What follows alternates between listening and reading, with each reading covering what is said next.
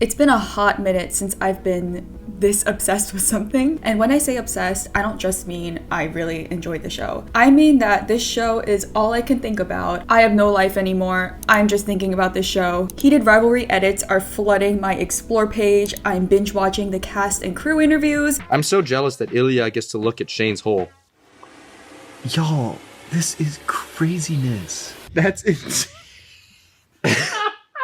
I even listened to Mondani and bought the book to read during the damn snowstorm. I wasn't there when the show was being released week by week, and I'm kind of glad I wasn't because I wouldn't have been able to survive the agony of waiting for another week. I binged the show in like 2 days, and I'm already on my 4th rewatch. So yeah, I got a lot to say about the show. In this video, I'm gonna break down my thoughts, what I really loved, and also the impact the show has had in such a short amount of time. I also plan to do a few more videos on the show, but this video is gonna be like my general thoughts, I guess. So yeah, let's begin. Disclaimer as usual, these are just my opinions. Feel free to comment yours, just remember to be respectful. Also, YouTube is really strict about monetization, as we all know. So in order to pay off my student loans, I have to replace this word for this word.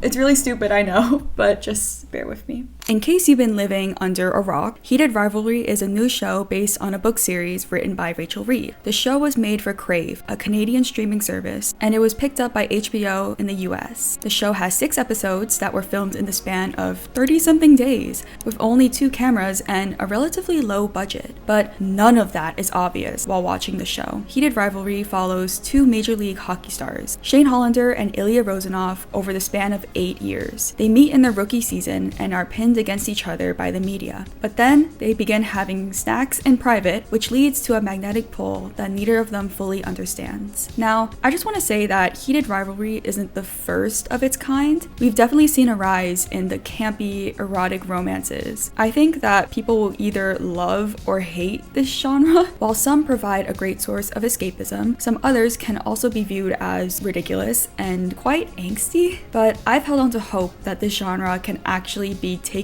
seriously. You can be erotic and also have a serious plot. It just takes a special gem to put the two together. And that special gem is Heated Rivalry. While I was analyzing the show for this video, I realized that the writing is a lot smarter than I initially thought. There are a lot of tropes that the show deconstructs in a really, really beautiful way. The first that came to mind was the will they won't they trope. It's very common to use that in the romance genre. It gives tension to the viewer of, will they get together or will they not? While there's nothing wrong with using this trope, I personally get a little frustrated watching it from time to time. Heated Rivalry pretty much abandons that, not even halfway into the first episode. There is no will they won't they. They just do.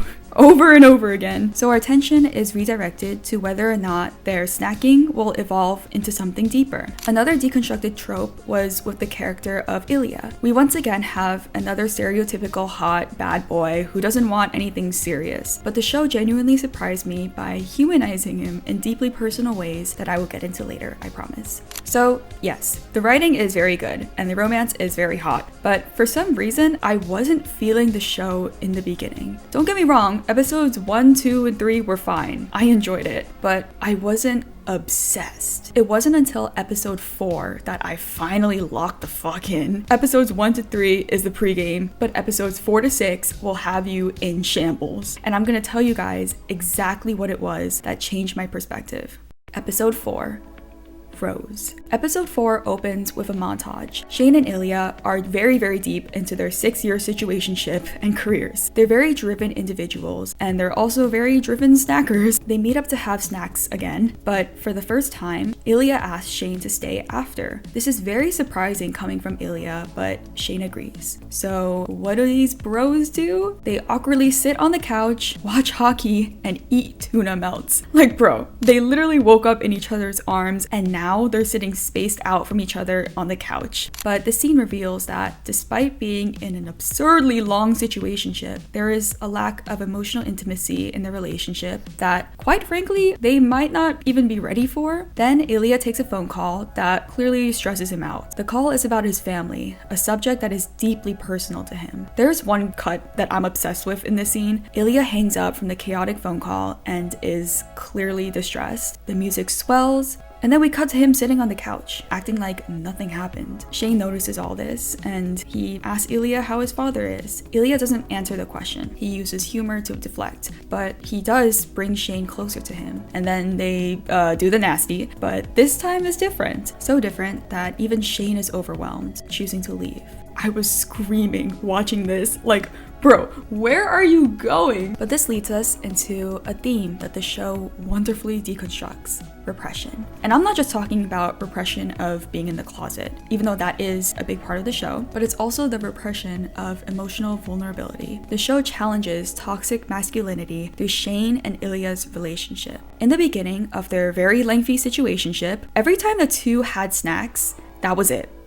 They ate and left. But in episode 4, there's a moment of vulnerability. Shane's reaction also reveals what happens when the pressures for men to hide their emotions gets too real. Do the two of them want connection? Of course. I think they just don't know it because society has taught them to not want it. And that's when the show finally clicked for me. I became obsessed. These characters are more than just stoic athletes. They are so emotionally complex. Yes, they clearly have physical desires, as episodes 1 and 2 made very clear, but they are also overcome with longing, fear, and hope. The writing in this show is so beautiful, and I can yap about it for days, okay? But now it's time to yap about the characters and the wonderful actors who bring them to life. So let's start with Shane Hollander. Shane is a very emotionally guarded character. He's disciplined, driven, and controlled. He carries a lot of responsibility to not just his career, but what his career means for others, for his family, but also for the community. Shane is half Japanese, so he is like the symbol for Asian representation in hockey. So yeah, that's a lot of pressure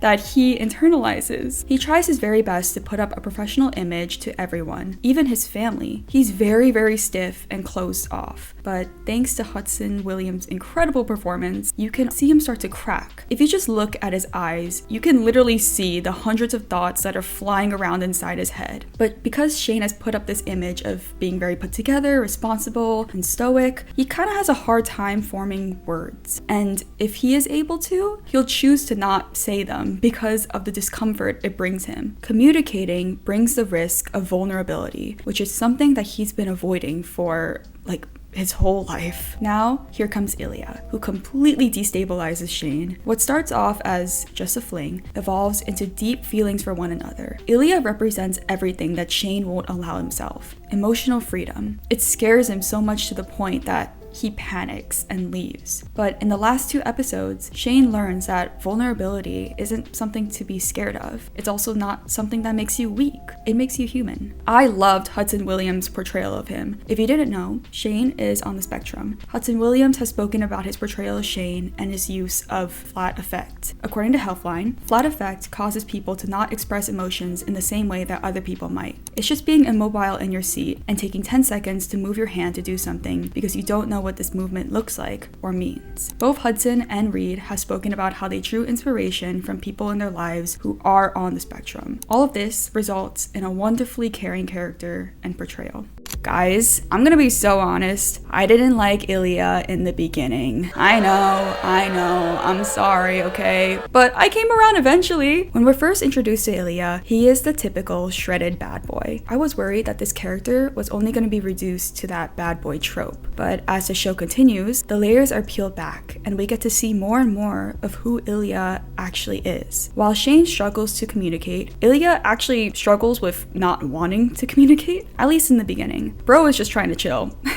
He's just snacking around, but he's actually kind of putting up this image of him living comfortably, having it all figured out in order to guard himself. He carefully chooses what he wants people to see and when, but when things get too personal, he will deflect the topic entirely. But as he develops real feelings for Shane, this image slowly crumbles, and he starts to open up through subtle words and gestures. Like, he cooks for Shane. He invites him to stay. Ilya is a very strong character rooted and empathy and tenderness. He's secretly a golden retriever lover boy, okay? It just took Shane to unlock him. Like the rest of the internet, I'm going down a Connor Storrie rabbit hole. Oh my god, this guy is a great actor. Fun fact, he learned Russian for this role, and he was so good that Russians actually thought he was Russian. Now that is acting, because man is from Texas. But it's not just his voice or his ability to speak the language. It's the subtle moments that really get me. The second this man said, "I'm coming to the cottage," I fell in love. Episode 6 was my favorite because we actually got to see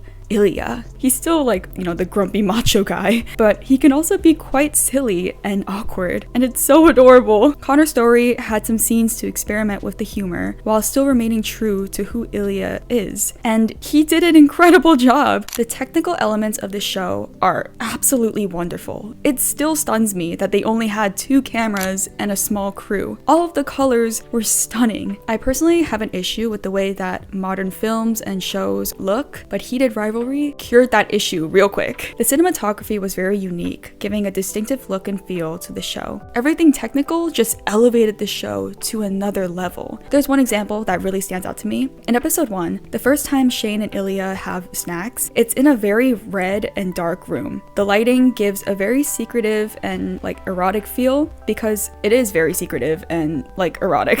Now let's fast forward to episode 6. Shane and Ilya are at the cottage about to have snacks again. Shane tries to cover the windows, but Ilya actually wants to keep it open. The lighting is bright, but not overpowering. The color palette is soft and warm, much like their feelings for each other. You know what? What if I just jumped off a bridge? The parallels were absolutely beautiful. The way the lighting and the colors and the cinematography added to that feel, guys, it's so beautiful. In conclusion, Heated Rivalry is definitely a show you have to check out. It's definitely not perfect, but it's perfect for me. This show has completely taken over my life. It consumes every fiber of my being, and I am not mad about that. There is so much to talk about when it comes to this show, and trust me, I will be making more videos on this, so stay tuned. But all I will say right now is I think everyone should watch it. I think there is a lot you can learn from it. I know the show has a reputation for being like raunchy and having a lot of snack scenes, but I hope that doesn't divert people away from giving the show a chance. Episode 5 of this show is now one of the highest rated episodes in television history on IMDb, and there are no explicit snack scenes in that episode at all. And I think that just goes to show that the heart of the show isn't the snacking, it's the love that these two people have for each other, the yearning that we can see through their eyes and words and expressions. Watching the show gave me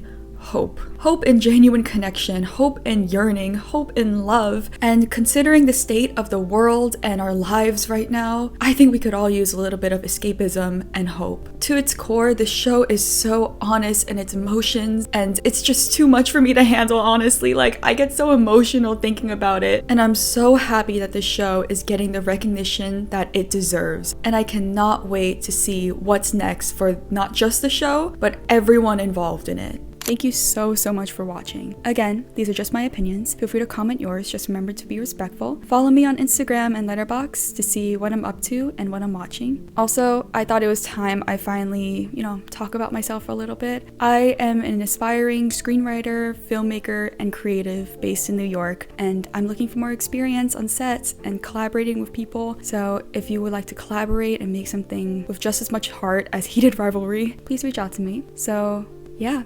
Subscribe if you want. Have a beautiful day. Bye.